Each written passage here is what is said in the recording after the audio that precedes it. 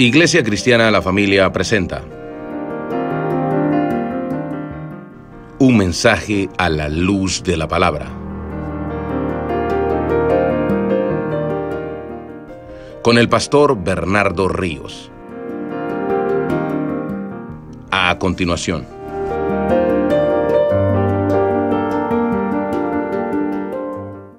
Juan capítulo 3, verso 1 en adelante. Dice, había un hombre de los fariseos que se llamaba Nicodemo, un principal entre los judíos. Este vino a Jesús de noche y le dijo, Rabí, sabemos que has venido de Dios como maestro, porque nadie puede hacer estas señales que tú haces si no está Dios con él. Respondió Jesús y le dijo, de cierto te digo, que el que no naciere de nuevo no puede ver el reino de Dios. Nicodemo le dijo, ¿cómo puede un hombre nacer siendo viejo? ¿Puede acaso entrar por segunda vez en el vientre de su madre y nacer? Respondió Jesús, de cierto te digo, que el que no naciere del agua y del Espíritu no puede entrar en el reino de Dios. Lo que es nacido de la carne, carne es, y lo que es nacido del Espíritu, Espíritu es. No te maravilles de que te dije, os es necesario nacer de nuevo. El viento sopla de donde quiere y oye su sonido, mas ni sabes de dónde viene ni a dónde va. Así es todo aquel que es nacido del Espíritu. Respondió Nicodemo y le dijo, ¿cómo puede hacerse esto? Respondió Jesús y le dijo, ¿eres tú maestro de Israel y no sabes esto? De cierto te digo que lo que sabemos hablamos y lo que hemos visto testificamos y no recibís nuestro testimonio. Si os he dicho cosas terrenales y no creéis, ¿Cómo creeréis si os dijere las celestiales? Nadie subió al cielo sino aquel que descendió del cielo, el Hijo del Hombre que está en el cielo. Y como Moisés levantó la serpiente en el desierto, así es necesario que el Hijo del Hombre sea levantado. Verso 15, ¿verdad? Para que todo aquel que en él cree no se pierda, mas tenga vida eterna. Porque de tal manera amó Dios al mundo que ha dado a su Hijo unigénito, para que todo aquel que en él cree no se pierda, mas tenga vida eterna.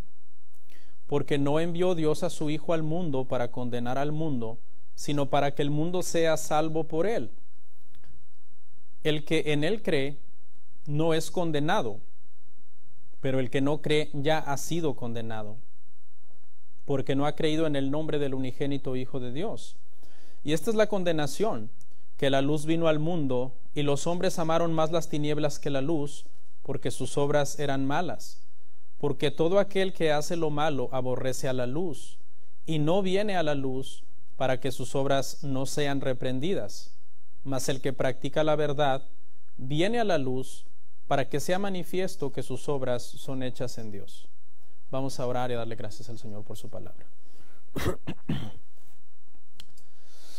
Padre, muchas gracias por esta oportunidad que tenemos de seguir predicando el Evangelio. Estamos tratando de ser una iglesia fiel a las Escrituras en medio de tiempos muy difíciles que estamos pasando. Tu palabra es la autoridad y no yo. Yo me presento ante este pueblo y ante ti como humano, quizás temblando, pero tu palabra no tiembla. Tu palabra está firme. Tu palabra es la verdad. Tu palabra es poder. Ayúdame el día de hoy, Padre, a no buscar llenar mi ego, a no buscar el amén del pueblo a este sermón, sino el amén tuyo. Que sea agradable la exposición de las Escrituras a ti, Señor. Te lo ruego en el nombre de Cristo Jesús, nuestro Salvador. Amén. Pueden sentarse, hermanos. Estamos viendo el Evangelio de Juan. El día de hoy es el tema número 7. Y vamos a hablar de Jesús y Nicodemo. Así titulé mi tema el día de hoy, Jesús y Nicodemo. No sé si usted se ha dado cuenta, hermano, que los cristianos hablamos con mucha frecuencia acerca del cielo. Nunca hemos estado allí, pues estamos aquí, no hemos muerto. Nunca hemos estado en el cielo, sin embargo es un tema recurrente para todos los que profesamos ser creyentes. Por lo general, los cristianos hablamos del cielo desde un punto de vista de consuelo. Nos alienta saber que en un tiempo futuro llegaremos a un lugar donde no habrá más muerte, más dolor, más tragedia, más lágrimas, y estaremos siempre con el Señor a su lado, siendo consolados por Él. Sin embargo, la Biblia dice que para poder ir al cielo nos es necesario nacer de nuevo, y a partir de ese nuevo nacimiento comenzar a caminar por un camino que es angosto y que conduce a una puerta que es estrecha, porque esas son las marcas que verdaderamente hemos nacido de nuevo. No se trata solamente de profesar el nuevo nacimiento, sino de demostrar que verdaderamente hemos pasado por este suceso por medio de cómo nosotros estamos caminando.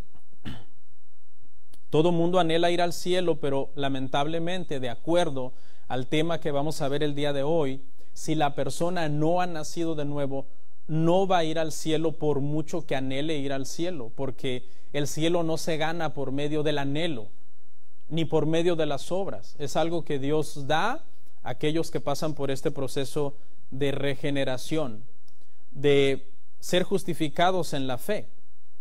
El día de hoy, en la mayor parte de las iglesias, se da por sentado que toda profesión de fe es genuina.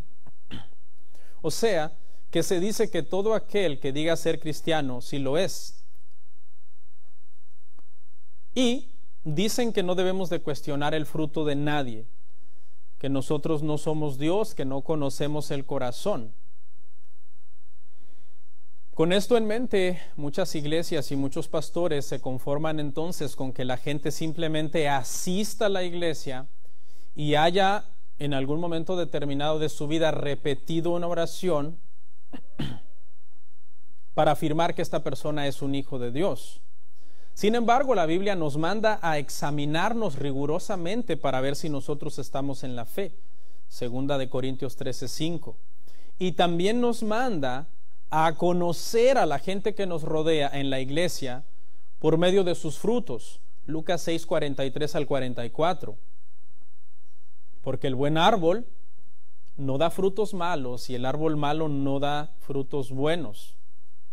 Usted está en su derecho de juzgar mis frutos y yo estoy en mi derecho también de juzgar los suyos, porque somos un cuerpo, somos miembros de un solo cuerpo.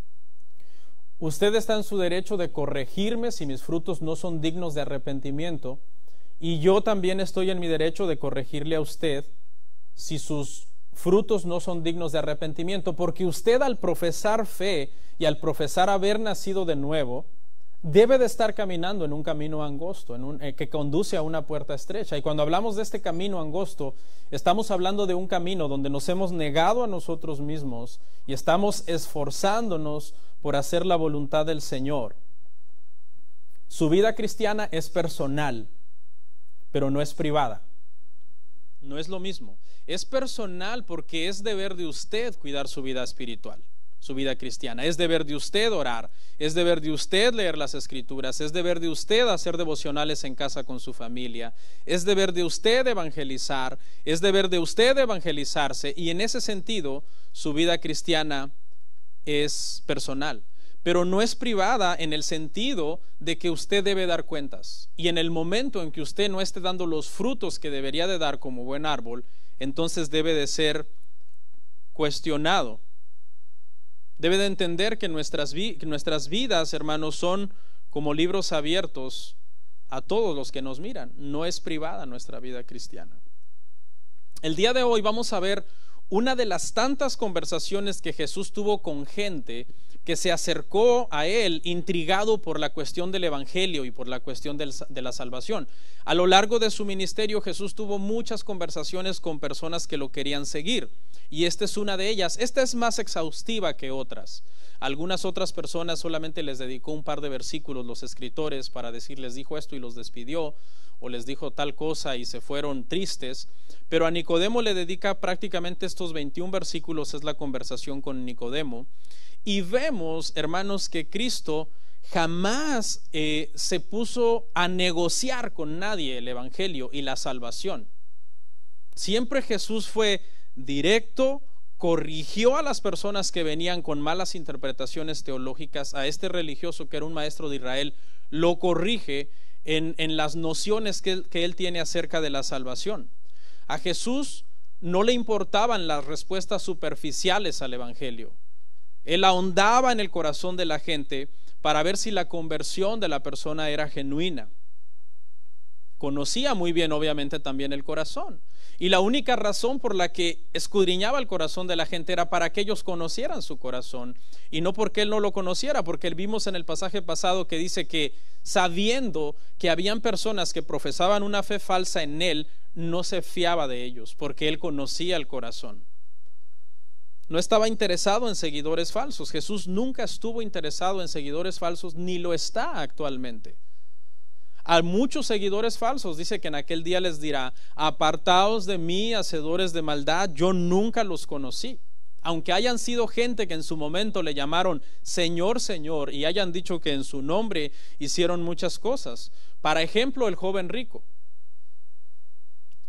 El joven rico era una persona que cualquiera se confundiría con él, porque dijo haber guardado los mandamientos, tenía intención de entrar en el reino de Dios, era una persona moral, y Jesús, en lugar de dejarse envolver por sus buenas intenciones y por sus buenos atributos, le escudriña el corazón y le dice: vende todo lo que tienes, dalo a los pobres y sígueme. Y si usted lee ese pasaje en Mateo 19:22, dice que tras darse cuenta que tenía muchas posesiones, el joven rico se fue triste. El joven rico se fue sin la salvación, porque Jesús demandaba de él un compromiso total, y su corazón estaba dividido. Su corazón estaba dividido entre tratar de agradar a Dios y su amor por su dinero.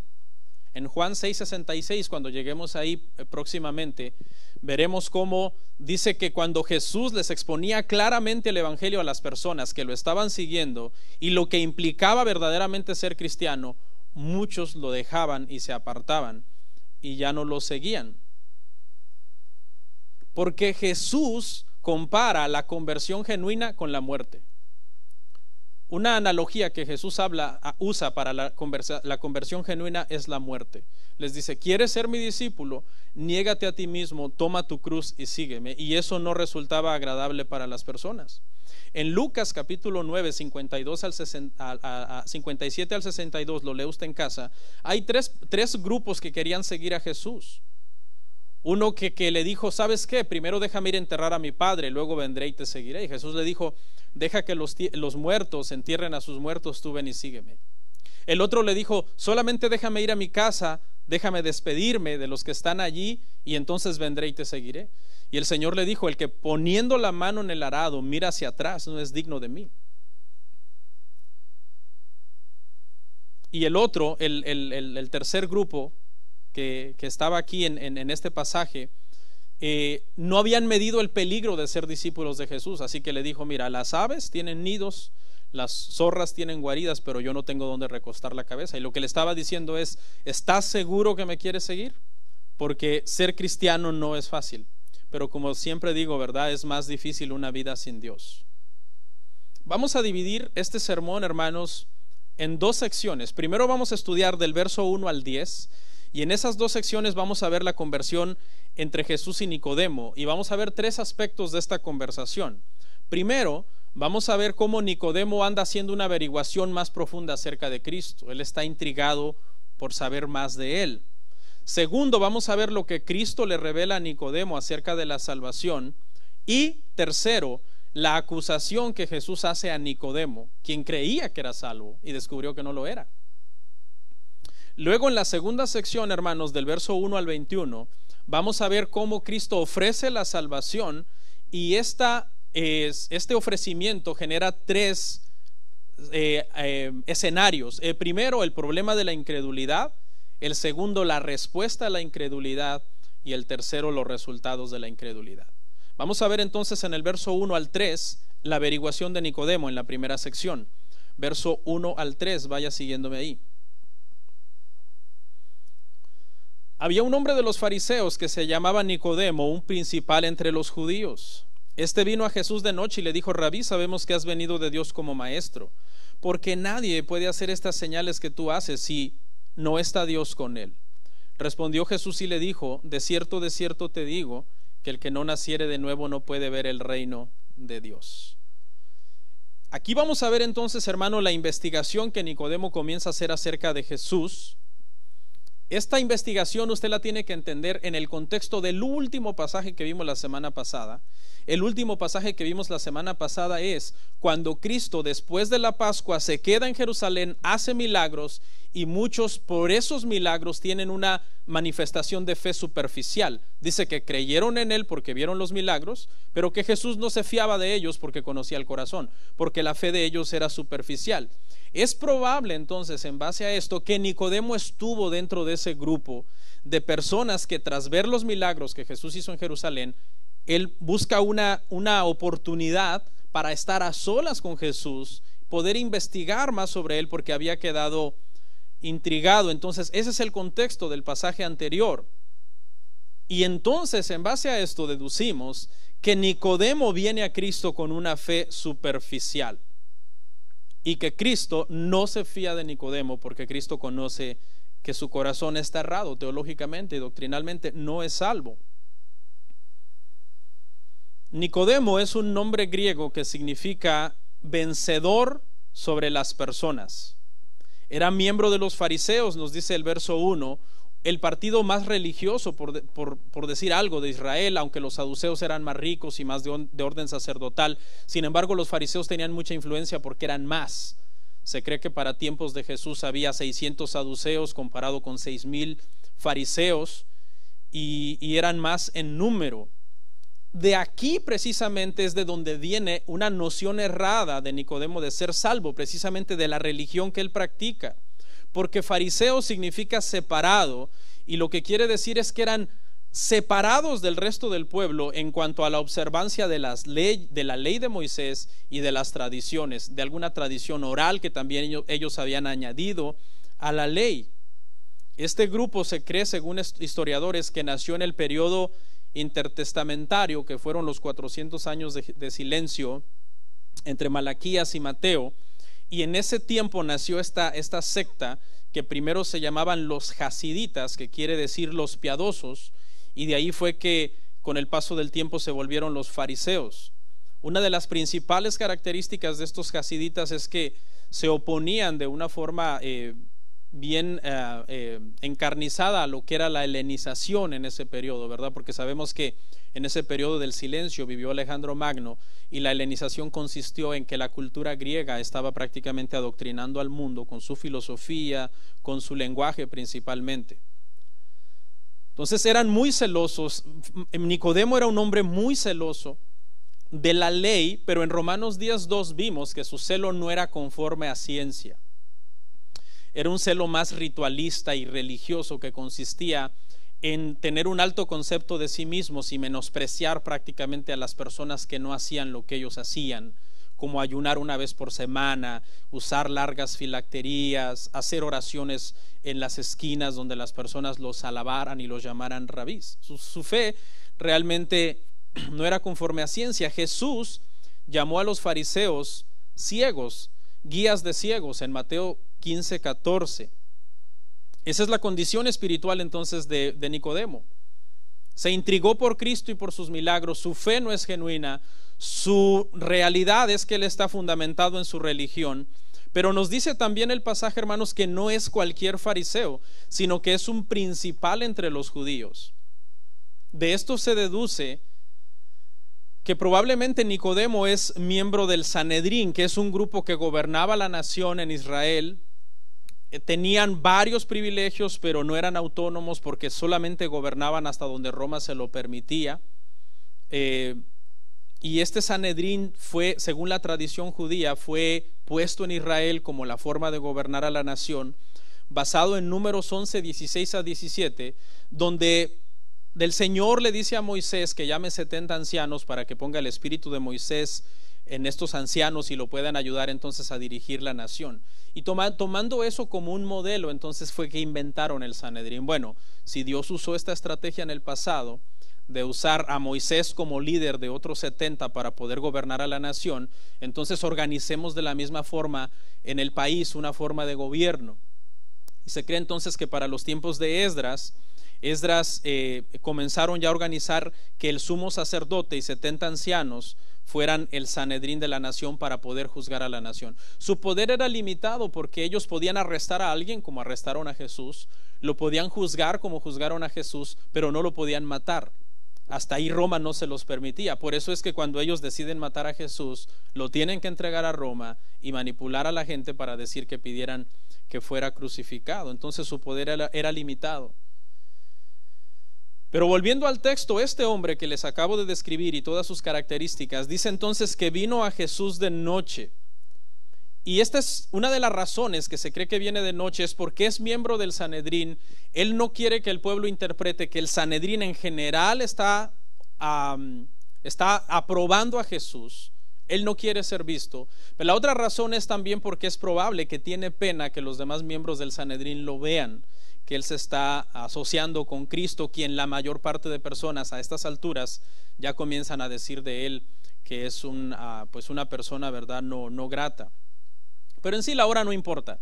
Siempre los predicadores hacemos mucho énfasis en que vino de noche porque no quería que lo vieran, etcétera. Pero lo importante es que vino. Eso es lo importante, ¿no? Lo importante es que vino a Cristo, quedó intrigado por los milagros, su fe era superficial, pero quería conocer más. Y mire cómo lo llama rabí. Dijimos que Jesús no era un rabino en el sentido de las escuelas rabínicas, sino simplemente la palabra significa maestro.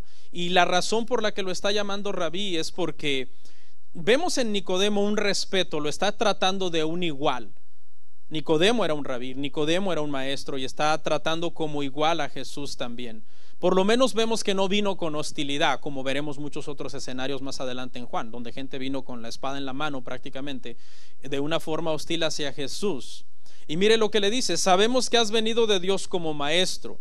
Y sabemos es plural, ¿verdad? Y esto implica que por ahí hay otras personas junto con Nicodemo que no tienen la misma hostilidad que otros líderes judíos contra Jesús y que están otorgando un cierto respeto al Señor Jesucristo. Y lo reconoce como maestro. Está diciendo: entiendo que tú no tienes la formación rabínica que nosotros tenemos, porque Jesús no tuvo esa formación rabínica que tuvo Nicodemo en ese sentido. Sin embargo, lo está reconociendo como un maestro, ¿qué dice? De Dios. Eres un maestro que Dios te envió. Dios está contigo. Y por aquí, a modo de comentario, qué importante es, ¿verdad?, el llamado de Dios. Porque aunque Jesús quizás no tenía las credenciales de una escuela rabínica, tenía el llamado del Señor. Y es más importante el llamado en sí que cualquier estudio, aunque claro, el estudio también es bien importante en la vida de un ministro, y si se puede hacer, se tiene que hacer. No se tiene que negligentemente decir: no, el llamado es más importante y no debería yo de prepararme. Menos en una época donde tenemos tanta información y se nos va a demandar el haber sido diligentes, hermano, en las cosas del Señor, discipularnos, estudiar, etcétera.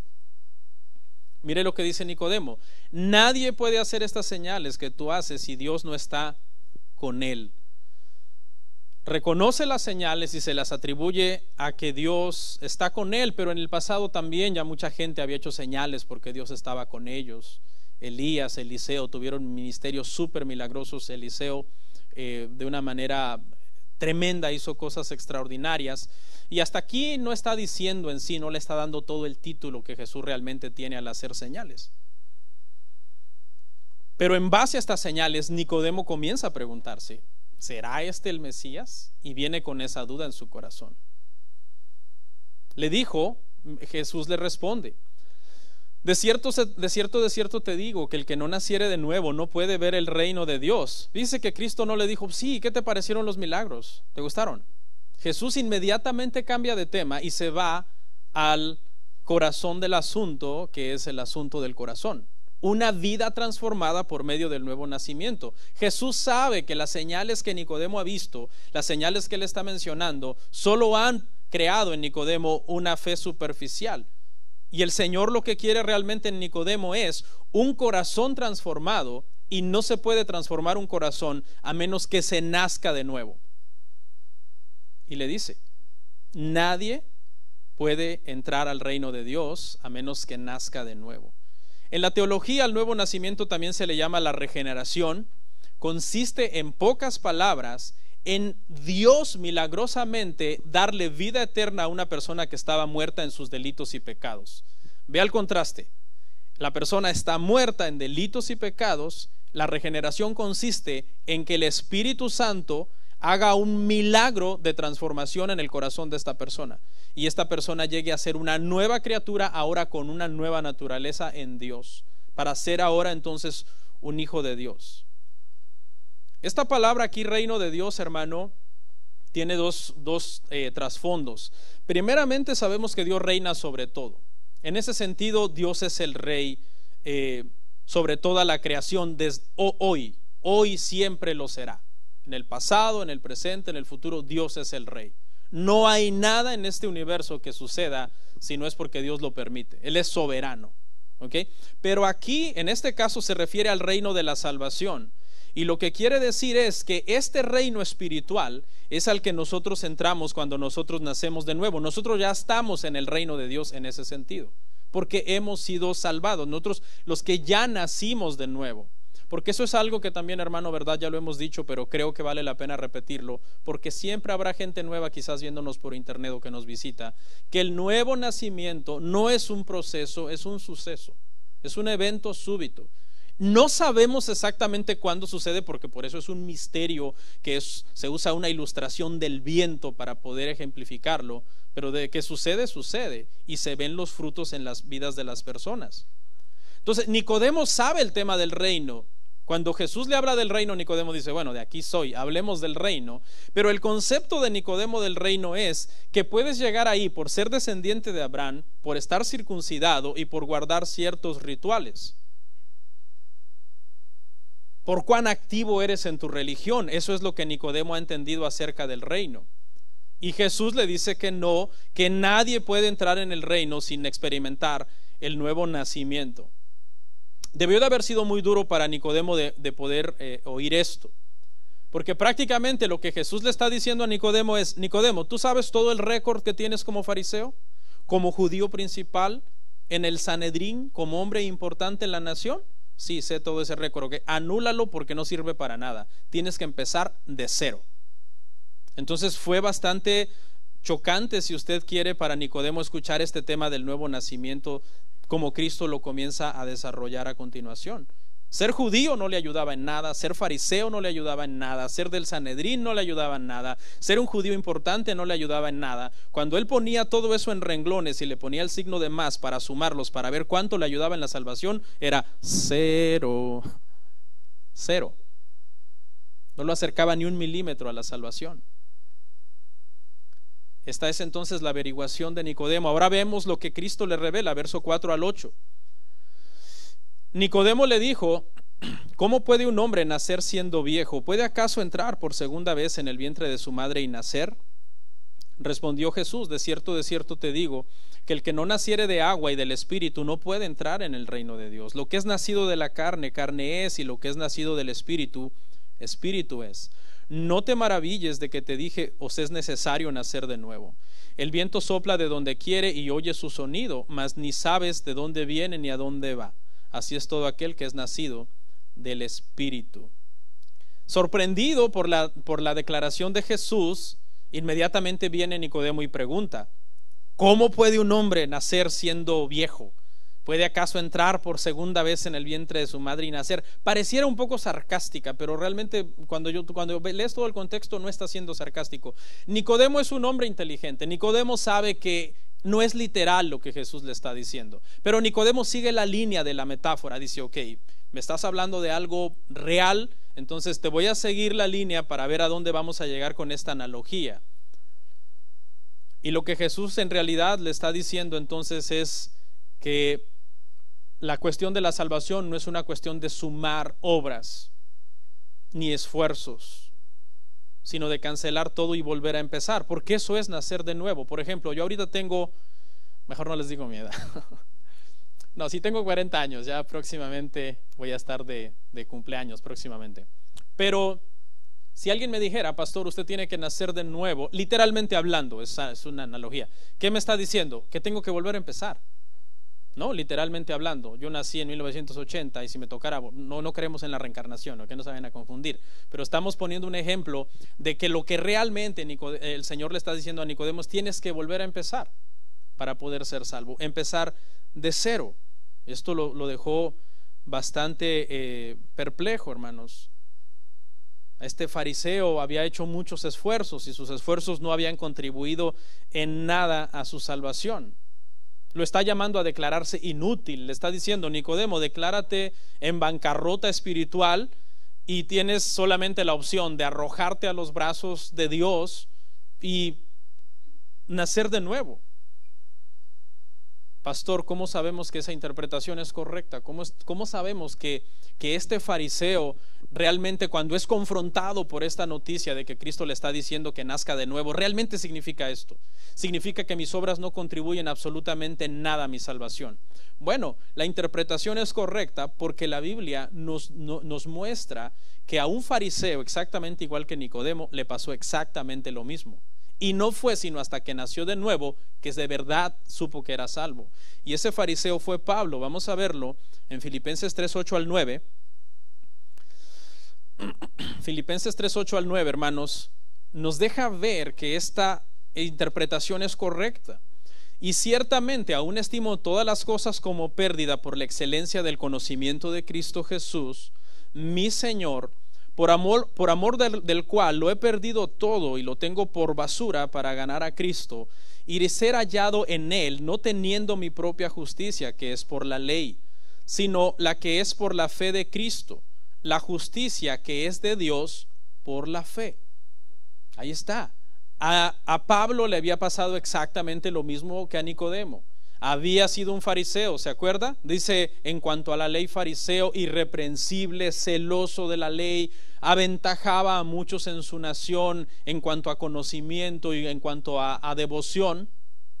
Pero ¿qué le pasó a Pablo? Cuando el Señor Jesucristo, algunos dicen que lo tumbó de un caballo, otros de un camello, otros de un burro, no se sabe, pero solamente la Biblia nos dice que lo tiró al suelo y el Señor le dijo: Saulo, Saulo, ¿a quién persigues?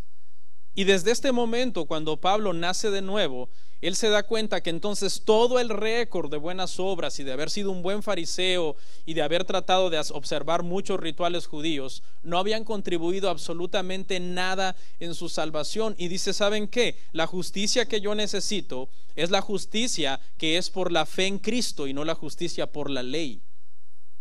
Y esta es una clara enseñanza de que nadie se salva por obras. De que cuando nosotros somos expuestos al Evangelio y somos confrontados con nuestra realidad, de que por haber nacido en Adán estamos destituidos del reino de Dios y no hay entrada en ese reino si no es que nacemos de nuevo, eso es bastante chocante para muchas personas que se creen justos, que se creen buenos.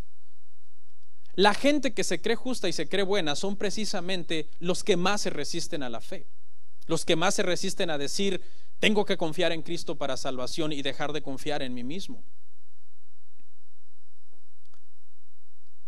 Dice: respondiendo Jesús, le dijo: el que no naciere del agua y del Espíritu no puede entrar en el reino de Dios. Jesús le sigue afirmando esto. Algunos creen que esto habla de dos nacimientos diferentes, el del agua y del Espíritu, y han creado por ahí una serie de teorías diciendo que posiblemente el agua se refiere al nacimiento físico, porque los seres humanos, cuando estamos en el vientre y estamos en el líquido amniótico y luego se rompe la fuente y nacemos, y algunos han especulado todo eso. Otros dicen el agua habla ahí acerca del bautismo, el bautismo en agua. Otros han dicho el agua ahí se refiere a la limpieza, que los judíos eran muy ceremoniales y siempre pasaban lavándose con agua, etcétera. Y la del Espíritu es otra. En realidad es la misma. En realidad es un solo nacimiento, solamente que se están usando dos elementos diferentes, agua y espíritu, para enfatizar que necesitamos pasar por un proceso de limpieza espiritual. Cuando nosotros nacemos de nuevo, nosotros somos lavados en la sangre de Cristo. Nuestros pecados son perdonados y de allí nos levantamos entonces como nuevas criaturas para ahora vivir haciendo la voluntad de Dios. Esto es algo que ya se había prometido desde el Antiguo Testamento, no es una interpretación nueva, no es una deducción mía. Usted lo puede ver en Ezequiel 36:24, y claramente se entendía que los judíos estaban esperando un nuevo pacto donde iba a haber una renovación espiritual de las personas. Le dice el Señor Jesucristo a Nicodemo: lo que es nacido de la carne, carne es, y lo que es nacido del Espíritu, Espíritu es. Solamente Dios puede dar el nacimiento espiritual. No se logra por buenas obras, no lo puedes producir tú mismo. Tú no puedes proponerte venir a la iglesia y decir: ¿sabes qué? Como ya aprendí que necesito nacer de nuevo para ser salvo, ahora mismo voy a nacer de nuevo. Eso no se puede. Es a través de la exposición al Evangelio que el Señor hace su obra maravillosa de salvación en el corazón de las personas. ¿Cuándo? No lo sabemos. No lo sabemos. Por eso es que nosotros, si usted se ha dado cuenta, en estos días me llamó un hermano que es nuevo en la iglesia, que quizás nos está oyendo, y le mando un saludo, y me dice: pastor, tengo algún tiempo en la iglesia y he notado que no llaman a las personas para aceptar a Cristo. Le digo: bueno, la verdad no lo hacemos porque no queremos crear la falsa noción de que las personas por emoción o porque tienen un problema pues pasen, ¿verdad?, a que oremos por ellos, acepten a Cristo y no nazcan de nuevo, porque nosotros no creemos que el nuevo nacimiento puede ser producido a placer, donde yo quiera y como yo quiera y cuando yo quiera. Entonces por eso dejamos que las personas sean expuestos al Evangelio, confrontados con la verdad, que realmente sea reprendido su pecado también de las personas, porque no se puede nacer de nuevo si no se aborrece al pecado. Una persona que dice haber pasado por un nuevo nacimiento, pero que se sigue deleitando en el pecado de la misma manera que lo hacía antes de supuestamente ser nueva criatura, realmente está mal, está fingiendo, no ha nacido de nuevo. La naturaleza humana, está diciendo aquí Jesús, solamente puede engendrar más naturaleza humana. Lo único que yo y usted podemos engendrar al tener hijos es pecadores, ¿sí? Esos son nuestros hijos desde que nacen. David dijo: desde el vientre prácticamente ya había iniquidad en él. Nosotros engendramos predicadores, iba a decir. Bueno, también cuando se convierten, ¿no? y nacen de nuevo, gloria a Dios, ojalá y así sea, y que pasen de ser pecadores a ser predicadores. Pero Dios es el único que engendra nuevas criaturas para que ahora vivan para su gloria. Mire lo que le dice Jesús: no te maravilles de que te dije os es necesario nacer de nuevo.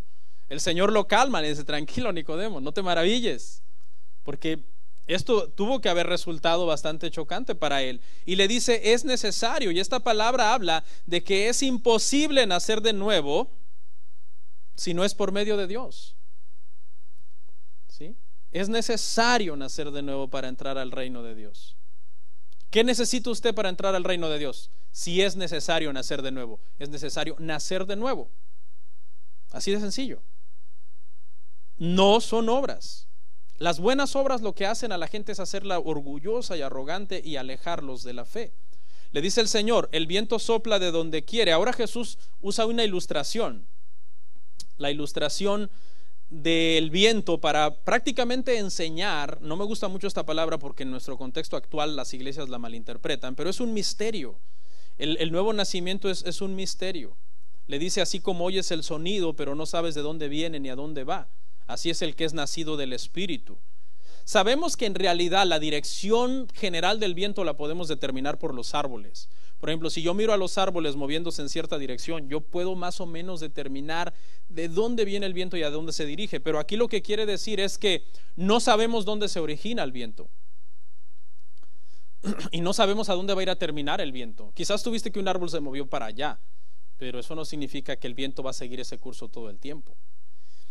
Y esto habla de que los resultados del nuevo nacimiento deben de ser observables en nosotros, ¿verdad? Deben de ser observables en nosotros. Se debe de ver que de verdad hemos nacido de nuevo. Debe de haber frutos en nuestra vida. ¿Ok?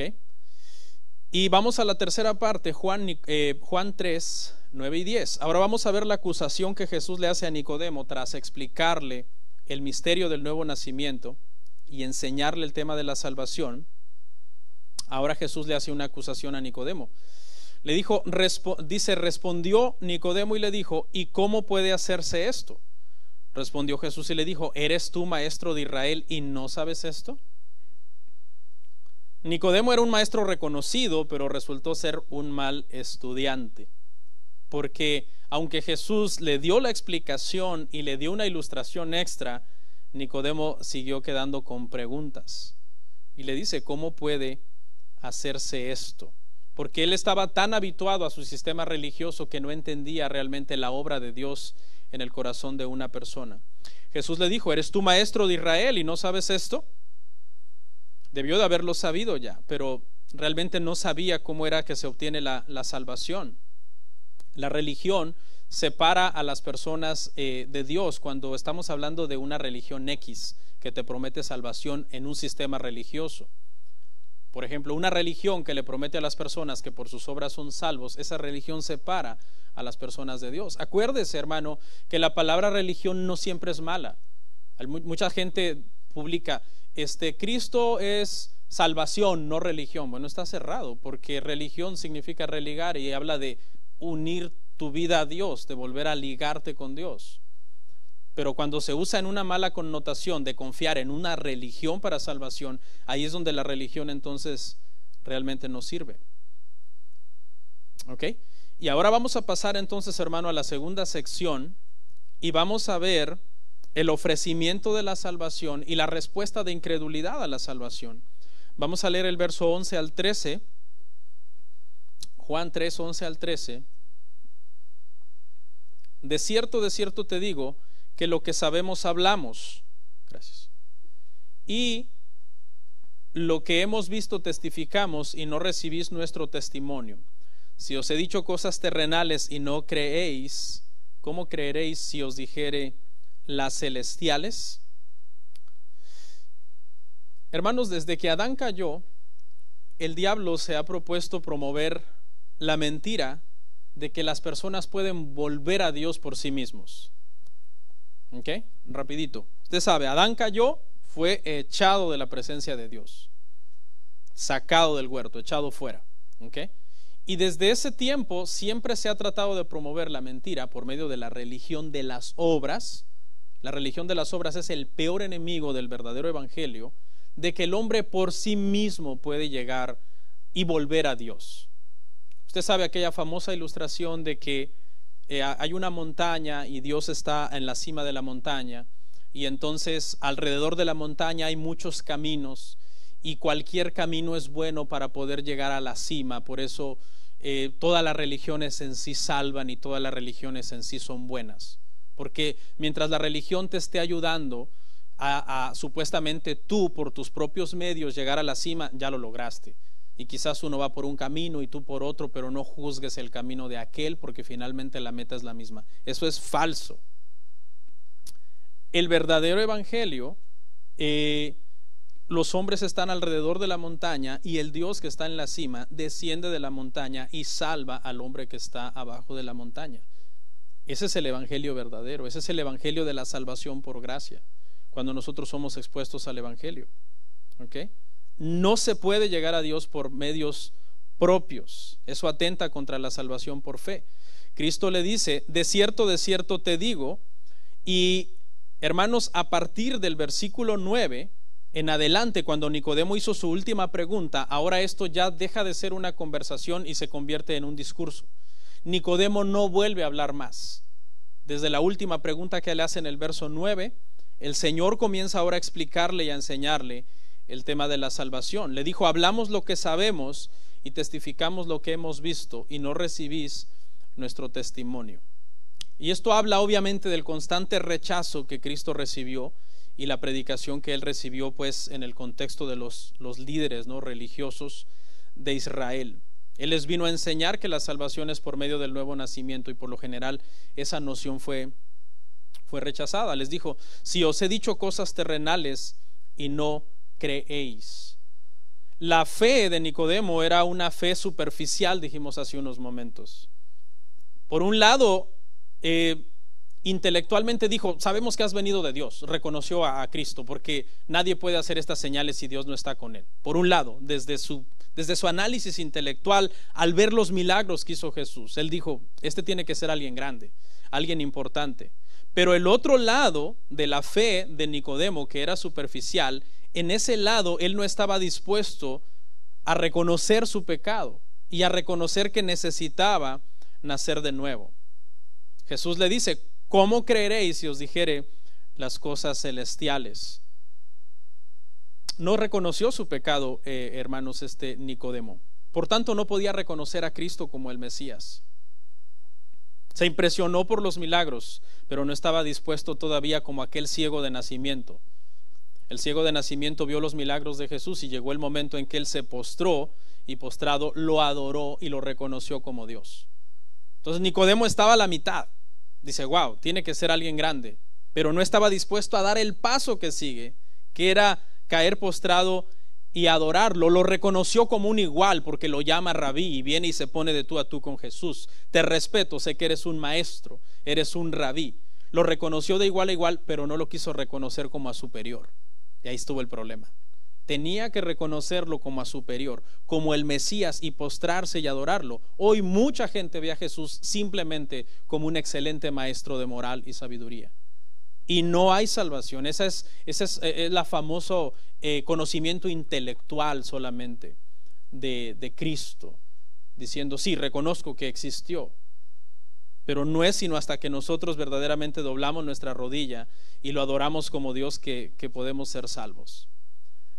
Vemos la respuesta a la incredulidad. En primer lugar, vimos entonces el problema de la incredulidad.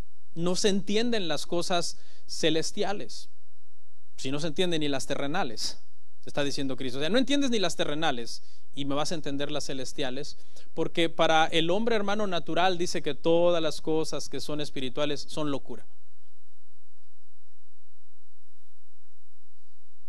Y entonces vemos la parte 2, hermano. Del verso 13 al 17 vamos a ver la respuesta a la incredulidad. Nadie subió al cielo sino el que descendió del cielo, el Hijo del Hombre que está en el cielo. Y como Moisés levantó la serpiente en el desierto, así es necesario que el Hijo del Hombre sea levantado, para que todo aquel que en él cree no se pierda, mas tenga vida eterna. Porque de tal manera amó Dios al mundo, que ha dado a su Hijo unigénito, para que todo aquel que en él cree no se pierda, mas tenga vida eterna. Es lo mismo, ¿no? Los dos versículos. Y luego me quedé que en el 17, perdón. Mas tenga vida eterna, porque no envió Dios a su Hijo al mundo para condenar al mundo, sino para que el mundo sea salvo por él. Ya ve, pastor, voy seguro al cielo, porque Cristo no vino a condenar a nadie. Bueno, vamos a ver realmente el significado. Pero primero vamos a analizar esta analogía donde Jesús dijo que así como Moisés levantó la serpiente en el desierto, así el Hijo del Hombre le era necesario ser levantado. Habla de la muerte de cruz, y lo que Jesús está trayendo a memoria de Nicodemo es aquel pasaje que Nicodemo debe de saber quizás de memoria, donde los israelitas en el desierto comienzan a murmurar de Dios, y a causa de ese pecado comienzan a ser mordidos por serpientes ardientes, dice la Escritura, y morían. Tuvo que haber sido una serpiente muy venenosa que los mataba de una forma rápida. Viene entonces Moisés, consulta a Dios con esta situación, y el Señor le dice: mira, haz una serpiente de bronce, asemejando quizás la serpiente que los estaba mordiendo, levántala en un asta, y cuando alguien sea mordido, dile que mire al asta para que se sane y no muera. ¿Okay? Mucha gente tiene problemas con esta analogía, porque dice: espérate, Moisés levanta una serpiente en un asta y Cristo es levantado en una cruz. ¿Por qué se está comparando a Cristo con la serpiente? No, el foco de la comparación no son los elementos, serpiente, Cristo. El foco de la comparación es la acción, levantar. De la forma que se levantó ese símbolo, ¿ok? De esa forma también se iba a levantar a Cristo en la cruz. Esa serpiente tipificaba entonces el pecado de los israelitas de murmuración, y no tenían que hacer ninguna obra para ser salvados de la mordedura de la serpiente. ¿Qué tenían que hacer? Mirar simplemente con fe y obedecer a lo que Dios les estaba diciendo. Miren a la serpiente que está en esa asta para que no mueran. Cristo, al ser levantado en la cruz, entonces lo que se está diciendo es que allí es donde Cristo acaba entonces con la mordida del pecado.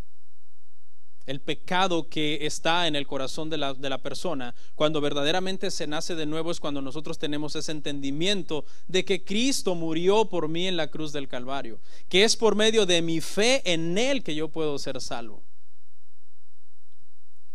Esa es la comparación, y dice que entonces las personas que hacen esto tendrán vida eterna. De la misma manera que las personas mordidas por la serpiente vivían, de la misma forma nosotros que nacemos mordidos, si usted quiere, por el pecado, por la serpiente del pecado, nacemos así ya, y no es sino hasta el momento en que miramos en la cruz al Señor y decimos: yo soy pecador, necesito salvación, reconozco que mis obras no me acercan a Dios, no me ayudan en nada para poder ser agradable a Dios.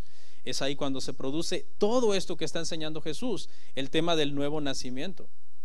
Dice que Dios amó al mundo, y el apóstol Juan, buscando adjetivos para decir cómo lo amó, y no encontrar, dice de tal manera, lo cual puede implicar una serie de adjetivos hermosos porque quizás no encontró uno. Entonces dijo: de tal manera los amó que dio a su Hijo unigénito. Es decir, no hay un adjetivo realmente que describa el amor de Dios, pero sí una acción, y esa acción consistió en que el Padre entrega al Hijo, con quien ha tenido una comunión eterna por toda la eternidad, valga la redundancia, y entonces es al Hijo a quien el Padre más ama, y su amor es de tal manera que por medio de esa acción nos lo demuestra, entregando al Hijo en la cruz, para que por medio de esa acción, escuche, aún el más vil pecador pueda obtener vida eterna. Aún el más vil pecador. ¿Por qué? ¿De dónde saco eso? Porque es para todo aquel que crea. No es de que cierta raza, no es de que cierta, hermano, moral, que diga: no, es que Cristo vino solamente por los buenos y no se puede realmente acercarse a Él. Mucha gente dice: en un futuro, cuando yo cambie y yo sea más bueno o mejor, me acercaré a Dios, porque ahorita no creo que Dios quiera saber nada de mí. Soy una lacra de la sociedad, tengo tantas cosas horribles que no creo que Dios me pueda ayudar. Precisamente es lo que Dios quiere hacer, porque entre más vil es el pecador, más es grande el milagro de salvación, y más gloria a Dios y más gloria al Padre. Claro, recordando que Cristo en la cruz es suficiente para todos, pero solamente es eficiente para el que cree. Porque si no, caemos en el error de decir entonces que si Cristo es suficiente para todos, nadie irá al infierno. Ni siquiera necesitamos creer, porque ahí dice que nos amó de tal manera. No, más adelante se aclara que es para el que cree, que es, hermanos, eficiente. Aunque es suficiente para todos, la salvación está ahí. Dice Cristo en su palabra: si alguien viene a mí, ¿qué dice? Yo no lo echo fuera. Nunca va a suceder de que un pecador venga arrepentido a Cristo y que Cristo le diga: no, ¿sabes qué? A ti no. Claro que no, porque además esa persona está siendo traída por el Padre. Y ahora aclaremos esta frase entonces: no envió Dios a su Hijo a condenar al mundo, sino para que el mundo sea salvo por él. Y esta declaración, en el contexto en que la está diciendo Juan, los judíos tenían una creencia, y esa creencia era que cuando el Mesías viniera iba a condenar a todos los gentiles paganos, y a ellos no los iba a juzgar, sino solamente a los paganos, a los gentiles. En realidad lo que está diciendo este pasaje es que todo el mundo está dentro del plan de salvación, y que incluía este plan de salvación a personas de todas las naciones. Lo que está diciendo Juan aquí es: Cristo no vino a redimir a Israel del yugo de Roma, tampoco vino necesariamente a condenar a los gentiles y paganos por el simple hecho de ser gentiles y paganos. No, Él vino para que todo aquel que crea en Él, no importa quién sea salvo por medio de Él. Más bien ahora los judíos, que tenían la noción de que el Mesías venía a condenar a los paganos, más bien ahora los judíos habían quedado fuera si no creían. Su religión quedó completamente obsoleta y no contribuía absolutamente nada a su salvación, y nunca ha contribuido absolutamente nada. Nunca. El judaísmo nunca ha salvado a ninguna persona. Si usted lo puede ver, hay una analogía que yo hice de Rahab y Acán, y ahí podemos ver claramente que el judaísmo no contribuye absolutamente nada a la salvación, porque Abraham creyó en Dios y le fue contado por justicia. Génesis 15:6. Y por último, hermanos, del verso 18 al 21 vamos a ver entonces los resultados de la incredulidad. El que en él cree no es condenado, pero el que no cree ya ha sido condenado porque no ha creído en el nombre del unigénito Hijo de Dios. Y esta es la condenación, ponga atención, que la luz vino al mundo, esa luz es Cristo, y los hombres amaron más las tinieblas que la luz, porque sus obras eran malas. Porque todo aquel que hace lo malo aborrece la luz y no viene a la luz, para que sus obras no sean reprendidas. Mas el que practica la verdad viene a la luz para que sea manifiesto que sus obras son hechas en Dios. Aquí dice algo interesante, y lo que dice es que el que no cree ya ha sido condenado. Entonces, si ve, eso contradice la noción de que Cristo no vino a condenar a nadie, ¿no? Si el que no cree ya ha sido condenado, y este ya ha sido está como que ya sucedió, porque sabemos que bueno, Dios conoce presente, pasado y futuro, y aunque el juicio quizás de unas personas todavía no llega, sin embargo ya ha comenzado, es lo que dice aquí. El juicio de los que no creen ya ha comenzado, solamente falta la fecha de cumplimiento, que se llegue. Ay, ¿por qué se van a condenar si son buenos? Bueno, nadie es bueno en esta tierra. Tenemos claro eso, ¿verdad? Nadie es bueno en esta tierra. Nadie. Entonces, ¿por qué se van a condenar? Bueno, se van a condenar porque amaron más las tinieblas que la luz. ¿Por qué amaron más las tinieblas que la luz? Porque sus obras eran malas. Los incrédulos, hermano, no son gente inocente, ¿eh? Por más que tú digas, no, pero es que tal persona es tan buena, tal persona es, wow, muy moral. No, los incrédulos, los que no creen en Cristo, no son gente inocente, son gente culpable. Vamos a suponer que tú conoces un amigo, una amiga, alguien muy entrañable, y le compartes el evangelio y le dejas claro que no hay salvación fuera de Cristo, y intelectualmente lo entiende y dice, sí te lo entiendo, pero no lo creo al nivel que tú lo crees, como para entregar mi vida con esa devoción que tú le entregas. Y tú dices, wow, esta persona es inocente de que sea condenado. No, es culpable, porque está cometiendo un grave pecado al rechazar la obra de Cristo en la cruz. No se preocupe, hermano, que en el infierno no habrá ningún inocente, ¿eh? Ninguna persona que Dios diga, ay, me lamento haber mandado a tal persona, la verdad que casi entraba al cielo. No. Todas personas que pasen la eternidad en el infierno por no haber sido salvados por medio de la fe en Cristo Jesús merecerán justamente estar allí. Acuérdese, hermano, que nosotros vamos al cielo. ¿Por qué vamos al cielo? ¿Por buenos? Claro que no, vamos al cielo por pura misericordia del Señor, porque hemos creído en Cristo, nuestros pecados han sido perdonados, hemos sido justificados por nuestra fe, estamos demostrando con los frutos dignos de arrepentimiento que estamos caminando en el camino angosto que nos conduce a la puerta estrecha, que nos hemos negado a nosotros mismos. Esa es la verdadera razón. No le pida justicia a Dios, ¿eh? Ay, Señor, sé justo conmigo, dame lo que merezco. Un rayo. Pues sí, porque eso es lo que todos merecemos. No, usted le tiene que pedir al Señor, dame misericordia, Padre. Perdóname, ayúdame, ten misericordia de mí. Te alabo por tu gracia, te alabo por tu favor, por tu paciencia para conmigo. Dice en la última frase, hermanos, dice, mas el que practica la verdad viene a la luz. ¿Por qué el que practica la verdad viene a la luz? Porque se supone que el que ha nacido de nuevo ahora odia su pecado, aborrece su pecado. Esa es la diferencia entre el que ha nacido de nuevo y el que no ha nacido de nuevo. El que no ha nacido de nuevo ama su pecado. Por eso dice que viniendo la luz, no amaron la luz, sino amaron el pecado. Pero el que nace de nuevo ahora odia su pecado. El que nace de nuevo sigue fallando, porque todavía no hemos sido glorificados. La diferencia es que pecamos, como dice el dicho, pecamos menos y nos duele más. Antes de nacer de nuevo pecábamos más y nos dolía menos. Ha habido un cambio de naturaleza en nosotros.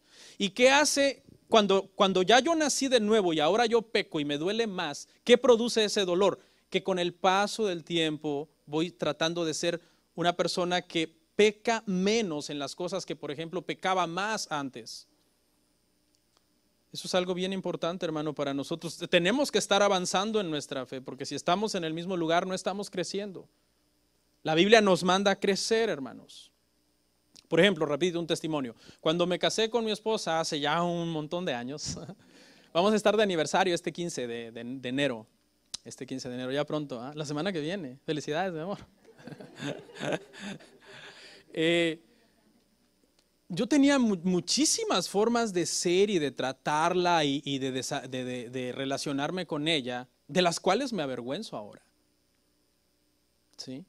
Pero en el paso de los años, 15 años casados, ya 18 años en Cristo, tratando de ir pecando menos y que me duela más, siendo más confrontado por Dios cada vez que fallo, pues nuestra relación es muchísimo mejor. No estamos presumiendo, ¿no? Pero es la realidad. Entonces es un claro ejemplo que tú te puedes analizar, o que me convertí hace 15 años al Señor, tengo 10 años casado y no has evolucionado en nada, porque el matrimonio es una de las cosas más difíciles que existen en el universo, hermano, déjeme decirle. Por eso se acaba con la muerte, ¿se acuerda? Sí, el matrimonio se acaba con la muerte, acaba la prueba.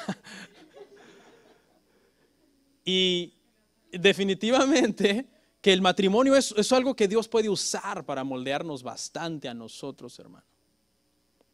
Y puede ser usado por nosotros como para medir nuestra espiritualidad, que también estoy espiritualmente. ¿Cuánto he crecido en un carácter piadoso? ¿Cuánto amo más a mi pareja? ¿Cuánto respeto más a mi pareja? ¿Cuánto le tengo más paciencia a mi pareja? ¿Cuánto tengo más misericordia de mi pareja? Se lo dejo ahí de tarea para que lo practique. Pero es bien importante. Repito esa frase, mas el que practica la verdad viene a la luz. ¿A usted no le ha pasado que de repente estás distraído por la tienda, vas caminando, andas en tu mundo y de repente te das vuelta y te topas con un hermano de la iglesia? ¿No? ¿Le ha pasado eso alguna vez? No, bueno, quizás viven muy lejos, no sé. Pero por allá donde yo vivo, en Snellville, viven varios hermanos por allá y a veces hemos topado gente en el Walmart o en el Ross, en algún lado. Y entonces el que anda bien, el que anda, hermano, en la luz, no tiene nada que esconder. No tiene nada que esconder. A veces es un poco incómodo, ¿no? Toparte a alguien así de sorpresa y sientes que te pones rojo, sientes calor en la cara. Pero escuche, el que cuida su vida espiritual ante Dios nunca tiene que andarse cuidando de los hombres. ¿Sí? ¿Por qué? Porque se cuida ante Dios y no tiene por qué andarse cuidando de los hombres. Y más o menos es una ilustración que estoy usando para decirle que el que practica la verdad viene a la luz, se muestra, así soy, este soy yo. Todavía no soy perfecto, todavía tengo muchos defectos, pero estoy avanzando hacia esa perfección a la cual el Señor me manda. ¿Okay? Que seamos mejores discípulos de Él. Quiero concluir con esto, hermanos, y es bien importante. Porque dejamos a Nicodemo ya en el verso 9 y parece que nos olvidamos de él, pero en realidad no, Nicodemo está ahí, la conversación no ha terminado, sino hasta el verso 21. Nicodemo sigue presente oyendo todo esto. El versículo más famoso de la Biblia, Juan 3:16, porque de tal manera amó Dios al mundo, que ha dado su Hijo unigénito, para que todo aquel que en él cree no se pierda, mas tenga vida eterna. ¿A quién se lo está diciendo Jesús? A Nicodemo. Nicodemo está ahí. La Biblia no registra más en esta misma línea de pensamiento de qué pasó con Nicodemo. Nicodemo vino a investigar a Jesús porque estaba intrigado por sus milagros y aparentemente Juan no nos dice qué pasó con su conversión, aparentemente. Pero si usted pone atención, cuando lleguemos más adelante, todo parece indicar que Nicodemo se convierte. Esta conversación lo marcó. Se acerca con una fe superficial, pero estas palabras siguieron haciendo eco en su mente. No he logrado nada en todos estos años para mi salvación. Necesito nacer de nuevo. Cristo es realmente el Mesías y llegó un momento en que él lo reconoce, porque no hay otra explicación para lo que hace Nicodemo más adelante. Número 1, en Juan 7:40 al 51, defender a Jesús ante el Sanedrín. No hay otra explicación. Él sabe que toda la nación está hostil contra Cristo, que lo quieren matar. A partir de Juan 5, cuando él sana al paralítico de Betesda, ya se proponen matarlo. Juan 5:18 dice que lo quieren matar por hacerse igual a Dios. Entonces, a partir de ahí, la nación tiene una hostilidad contra Cristo y ahora Nicodemo se para en el Sanedrín y defiende a Cristo.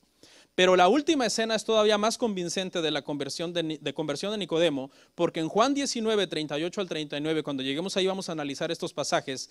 Nicodemo ayuda a José de Arimatea con el cuerpo de Cristo para hacer el proceso de preparación, todo lo que consistía en ungir el cuerpo del Señor, y él participa en todo eso. Esto solamente puede significar una cosa, hermanos. Nicodemo llegó su momento en que nació de nuevo, y eso es maravilloso. Le pasó lo que a Pablo. Pablo fue un fariseo que experimentó esta conversión más adelante. Pero ya había habido entonces historias de fariseos que habían dejado de confiar en sus buenas obras y en su religión, se declararon en bancarrota espiritual, dijeron, son inútiles todos mis esfuerzos para acercarme al trono de Dios si no vengo a Cristo Jesús primero, y postrado le adoro y lo reconozco como Señor y Salvador de mi alma.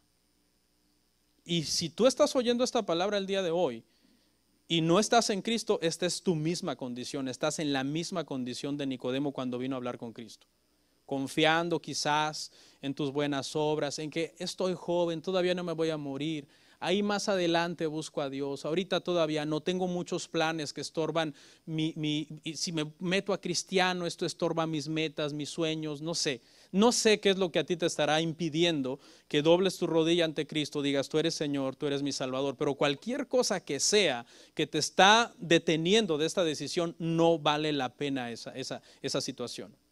No debería tener el peso que tú le estás dando, porque no hay cosa más importante para nosotros que venir a Cristo Jesús. Amén. Vamos a ponernos en pie para orar. Comparte, suscríbete, dale like. Gracias por tu sintonía. Hasta la próxima. Bendiciones.